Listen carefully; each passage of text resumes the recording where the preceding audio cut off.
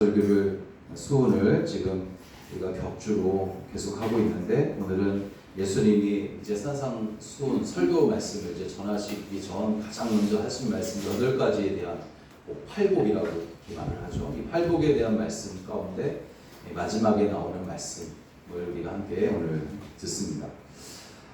예수님이 하신 복에 대한 말씀 중에 의를 위하여 박해를 받은 자는 복이 있나니 그들이 천국이 그들의 것이다 라는 이 말씀은 우리가 이제 이 박해를 받는 것이 복이라고 말씀하시기 때문에 우리가 세상에서 살아가는 동안 상식적인 수준에서 이해하기 힘든 말씀 중에 하나입니다.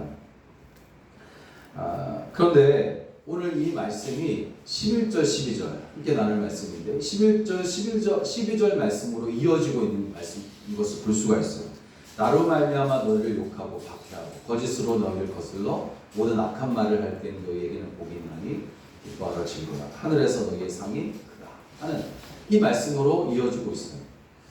어떤 사람은 주님이 말씀하신 복이 8개가 아니라 9개다 이렇게 말하는 사람도 있어요. 왜냐하면 앞에 있는 말씀과 오늘 함께 읽은 말씀이 서로 다른 말씀이다 라고 그렇게 생각하고 있기 때문입니다. 그렇지만 저는 그렇지가 않아요. 의가 곧 예수님이시기 때문에 의를 위해서 박해를 받는 것과 예수님으로 말미암아 박해를 받는 것은 같은 말씀이다 라고 생각을 합니다. 결국 천국이 그들의 것입니다 라고 한 것은 곧 의가 예수님이시기 때문에 주님이 우리 가운데 임한 상태를 말하는 것이고, 또 주님 계신 곳이 바로 천국이고, 또 가장 큰 상 역시 주께서 우리와 함께 하시는 것이 바로 큰 상이다라고 저는 믿기 때문입니다. 그리고 주님이 함께 하시는 이 큰 상을 위해서 과거 선지자들도 박해를 받았다라고 말하고 있습니다. 그러니까 과거의 선지자들이 박해를 받았는데 바로 예수님이 함께 하시는 이 큰 상을 얻기 위해서 박해를 받았다는 거죠. 어찌되었든 이 말씀은 세상에서 살아가고 있는 우리에게 아주 강하게 도전해 오는 그런 말씀이기 때문에 그런 면에서 사실 그대로 받아들이기가 힘든 그런 말씀입니다. 욕을 먹고 박해를 당하고 거짓으로 비난받는 것, 이게 어떻게 복이라고 우리가 생각할 수 있겠어요? 그런데 놀랍게 예수님은 여기서 멈추지 않습니다. 단순히 고난을 인내해라, 내가 고난을 견뎌내라, 참으라 이렇게 말씀하지 않으시고 더 나아가서 뭐라고 말씀하시냐면 즐거워하고 기뻐하라, 기뻐하고 즐거워하라 이렇게 말씀하고 있어요. 예수님은 한 발 더 나가시는 거예요. 세상의 가치관으로는 사실 정말 여기까지 간다면 이해할 수가 없다는 거죠. 그러나 예수님은 분명히 말씀합니다. 그리스도로 말미암은 고난에는 특별한 복이 거기에 있을 뿐만 아니라 그 고난이 우리에게 영원한 기쁨의 원인이 된다라는 것이죠. 그러면서 너희 전에 있던 선지자들도 박해를 받았지만 봐라, 그들이 기뻐하고 즐거워했다. 이렇게 주님이 말씀하시면서 우리에게 기뻐하고 즐거워하라고 설득하고 있습니다. 근데 이 기뻐하고 즐거워하라는 말은 설득한 것이 아니라 명령하신 거예요. 명령하신 거예요. 이후에 말씀드리겠지만 어쨌든 이 말씀이 세상을 살아가고 있는 우리에게 무엇을 알려주고 있을까 하는 것을 우리가 생각해 볼 수 있어요. 첫째, 먼저 주님 때문에 당하는 고난이 어떠한 고난인지를 우리가 분명히 알아야 합니다. 우리가 이 땅에 살아가는 동안 우리의 죄 때문에 우리가 정말 주님 앞에 바로 서지 못하고 범죄해서 받는 고난에 대해서는 우리가 어떻게 할 수 없어요. 우리가 회개해야 합니다. 그것에 대해서 책임을 져야 된단 말이에요. 그렇지만 오늘 본 말씀은 그런 고난이 그렇게 되어서 받는 고난이 아니라 예수님 때문에 받는 고난에 대한 말씀을 하는 겁니다. 예수님이 이 말씀을 하신 것은 제자들에게 어떤 환상을 심어주시려고 하신 말씀이 결코 아니에요. 오히려 그들이 앞으로 이제 복음을 전하다가 만나게 될 일들을 미리 알려주신 말씀이에요. 그 일은 바로 나로 말미암아 받게 될 고난이라는 거죠. 우리가 잘못하거나 실수를 해서 받는 고난이 아닙니다. 바로 예수 그리스도를 믿고 따르기 때문에 받는 고난을 의미하는 것이죠. 여러분, 세상은 끊임없이 빛과 어둠으로 나뉘어져 싸우고 특히 바울도 그랬던 것처럼 우리 속에 주님을 따르려고 하는 빛된 마음과 주님을 따르지 않으려고 하는 어두운 마음이 있어서 하루에도 정말 몇 번씩 싸움이 벌어지고 있어요. 우리 속에서. 그렇단 말이에요. 요한복음 3장 19절을 보니까 그 정죄는 이것이니 곧 빛이 세상에 왔을 때 사람들이 자기 행위와 악함으로 빛보다 어둠을 더 사랑한 것입니다 하는 말씀이 나옵니다. 이렇게 그리스도인이 세상에서 살아간다라는 것은 빛의 자녀가 어둠의 세력과 맞서는 것을 의미하는 것이죠. 그것이 바로 그리스도인이 세상에서 살아가는 모습입니다. 그리고 그렇게 어둠과 맞서게 될 때에 세 가지 고난이 따른다라고 오늘 말씀에서 우리에게 주님이 알려주고 있습니다. 첫째는 욕하고라고 말하고 있습니다.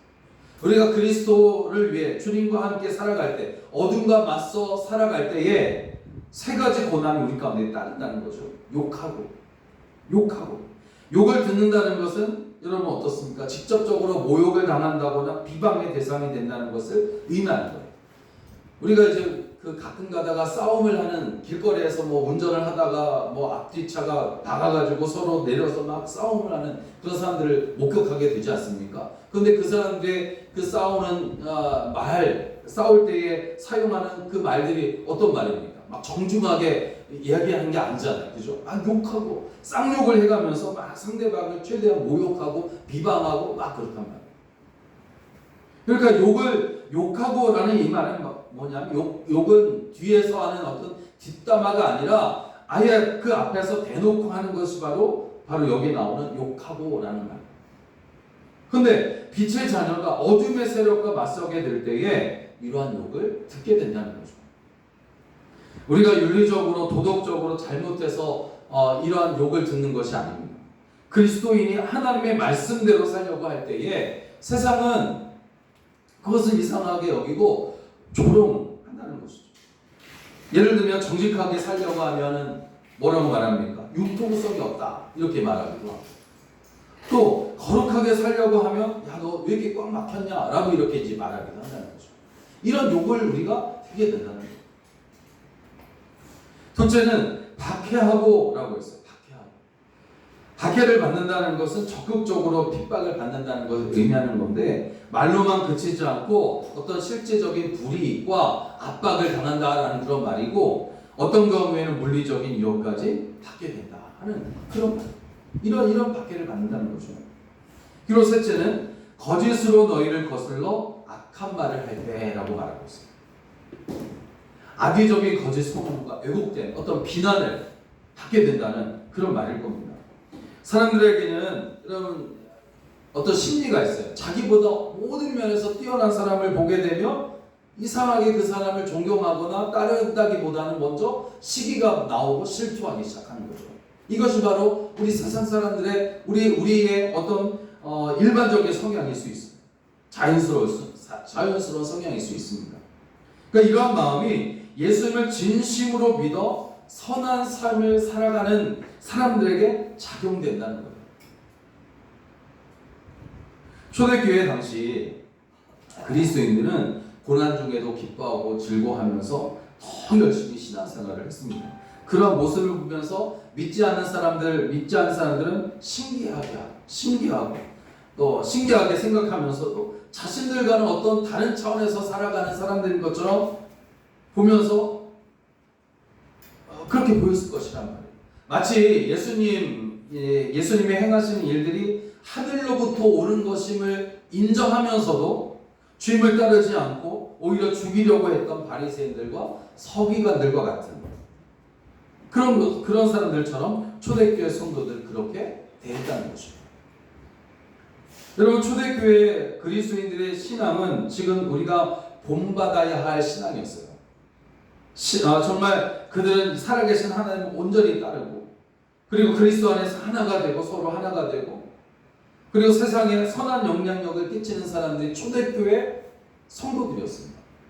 그런데 그 당시 사람들은 초대교회에 이러한 선한 영향력을 끼치는 이러한 초대교회 성도들을 향해서 형상이 없는 신을 따른다고 해가지고 무신론자들이다 그렇게 비난하고, 주님이 떡과 포도주를 떼어서 제자들에게 나눠주시면서 내 살과 나의 피다 라고 한 것을 그것을 가지고 그리스도인들은 식인종이다 그렇게 비난을 하는 거죠.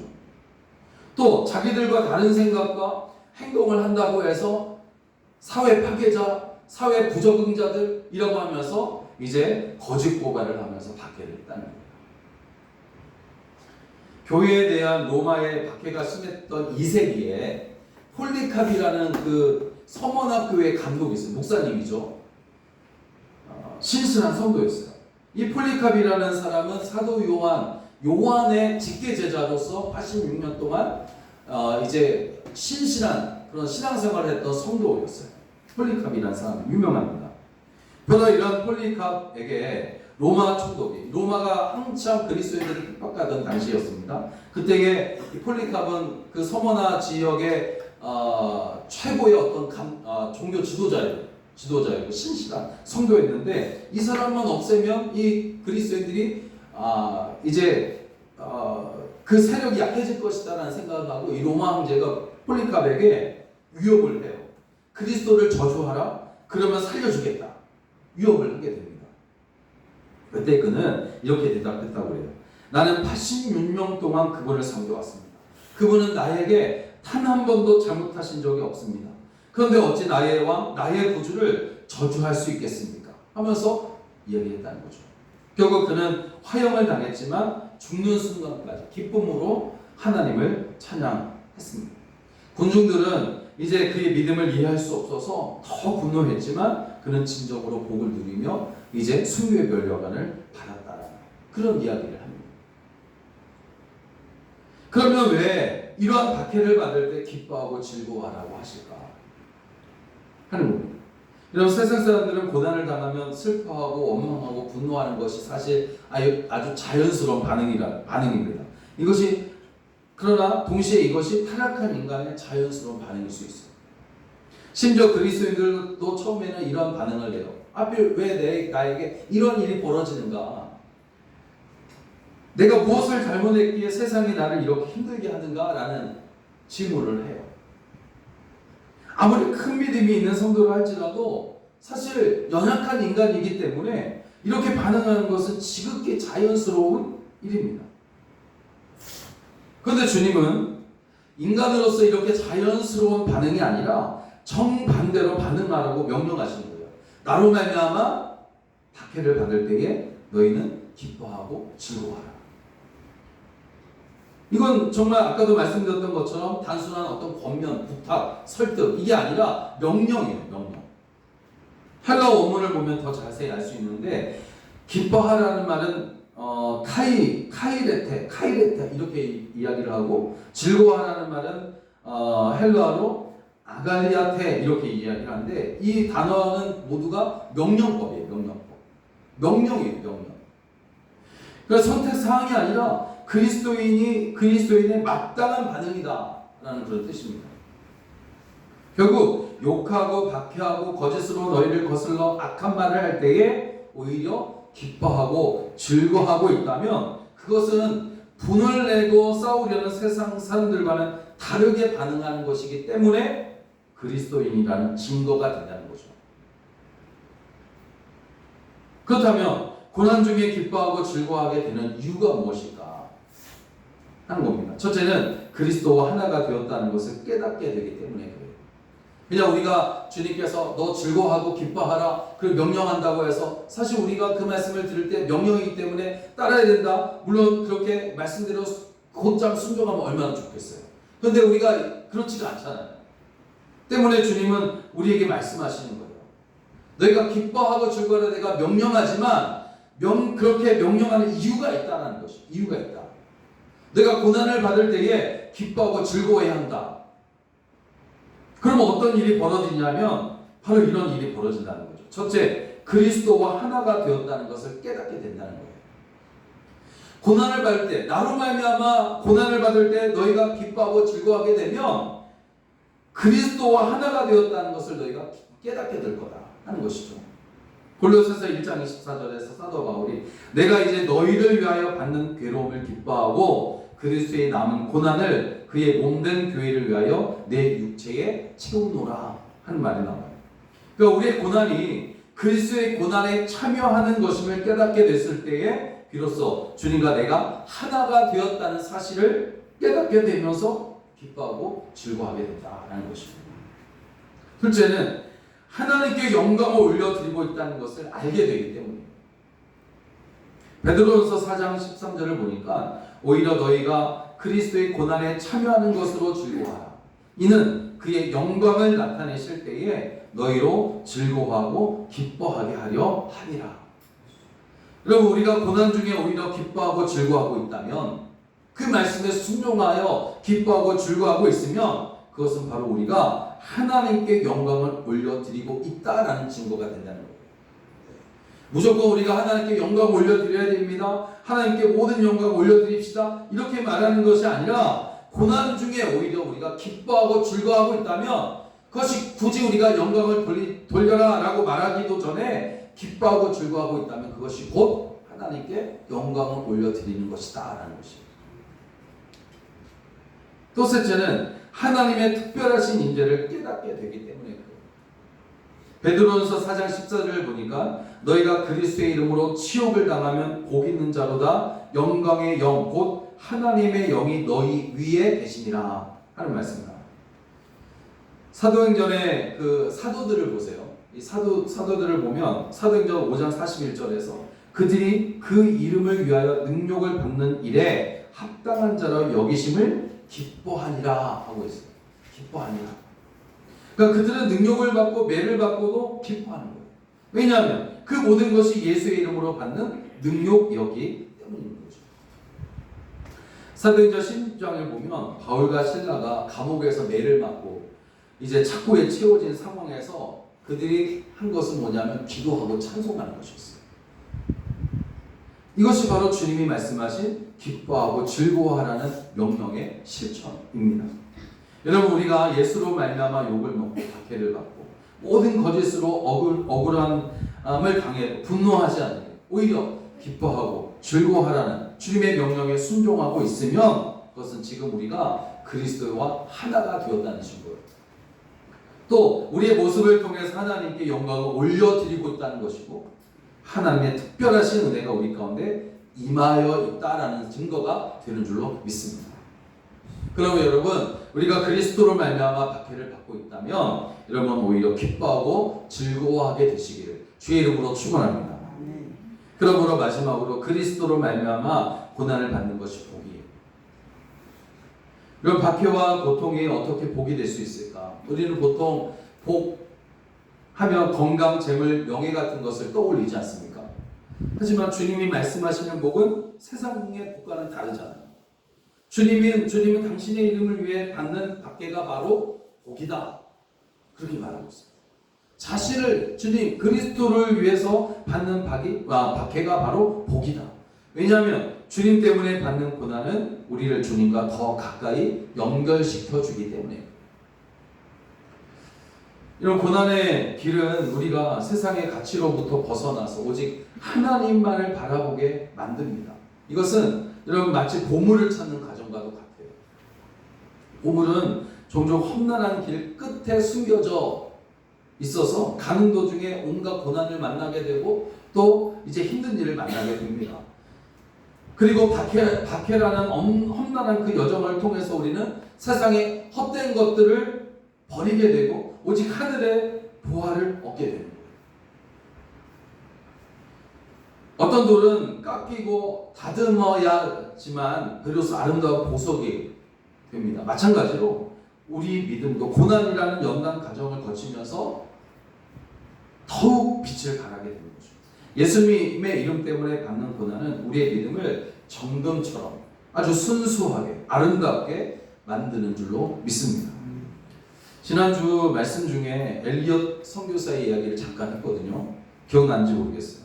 근데 오늘은 그의 아내인 엘리자베스 엘리엇 선교사의 이야기를 잠깐 하려고 합니다. 그녀의 남편이 이제 짐 엘리엇인데 이 짐 엘리엇을 포함한 5명의 선교사들이 이제 에콰도르의 아우카족에게 복음을 전하려다가 순교를 당했잖아요. 이 엘리자베스 엘리엇 이 지금 아내죠. 남편을 잃은 슬픔 속에서도 절망하지 않습니다. 오히려 그녀는 어린 딸과 함께 다시 순교당했던 남편이 순교당했던 그 아우카족의 그의 마을로 들어가게 되는 거예요. 사람들은 그녀의 행동을 이해할 수 없었어요. 죽을 것이 뻔하거든. 그렇지만 이 엘리자베스 이 엘리엇은 남편의 순교가 헛되지 않음을 그가 믿은 겁니다. 그녀의 헌신과 사랑은 이제 아우카족의 마음을 결국 열게 열었고 결국 그들 중에 많은 수가 예수님을 영접하게 되고 구원을 받게 됩니다. 그녀의 고난이 바로 하나님의 영광을 위한 놀라운 통로가 되었다는 거죠. 엘리자베스 엘리엇의 이야기예요. 여러분, 주님은 너희 전에 있던 선지자들도 이같이 박해하였느니라 말씀하십니다. 예수님은 우리가 걷는 이 길이 새로운 길이 아니고 이미 수많은 믿음의 선배들이 먼저 걸어갔던 길이다 라고 말해주고 있어요. 그들은 박해를 두려워하지 않았고 오히려 기쁨으로 그 모든 일들을 감당합니다. 왜냐하면 그 고난의 끝에 영원한 상급이 기다리고 있음을 확신했기 때문이에요. 사도 바울도 내가 표대를 향하여 걸어간다. 그 길은 우리가 지금 걸어가는 새로운 길이 아니라 바로 사도 바울이 먼저 간 길이에요. 우리가 그 길을 지금 가고 있는 거죠. 오늘 우리도 마찬가지입니다. 예수님 때문에 받는 고통은 결코 헛되지 않다는 거예요. 그것은 우리의 삶을 더욱 의미 있게 만들고 하늘의 상급을 쌓는 절호의 기회가 되는 것입니다. 그러므로 박해가 올 때에 그것을 두려워하거나 낙심하지 말고 오히려 기뻐하고 즐거워하는 그리스도인의 증거가 여러분 다 되시기를 바랍니다. 사랑하는 여러분, 오늘 우리는 예수님 때문에 받는 박해가 복이 되는 이유를 말씀을 나눴어요. 그것은 우리를 하나님께 더 가까이 가게 하고 우리의 믿음을 정금과 같이 아주 순수하고 아름답게 만들고 결국은 영원한 상급으로 이어집니다. 여러분, 억울한 일을 당하더라도 예수님의 이름을 위해 받는 고통, 박해라면 기쁨으로 그것을 감당하게 되시길 주의 이름으로 달래집니다. 그 길 끝에는 바로 주님께서 우리를 위해 예배하신 영광이 기다리고 있습니다. 그러므로 그 하나님의 나라를 바라보면서 이 땅에서도 즐거워하고 기뻐함으로 인해 정말 하나님의 나라를 미리 경험하며 살아가는 여러분 되시기를 주의 이름으로 간절히 부탁을 드립니다. 기도하겠습니다.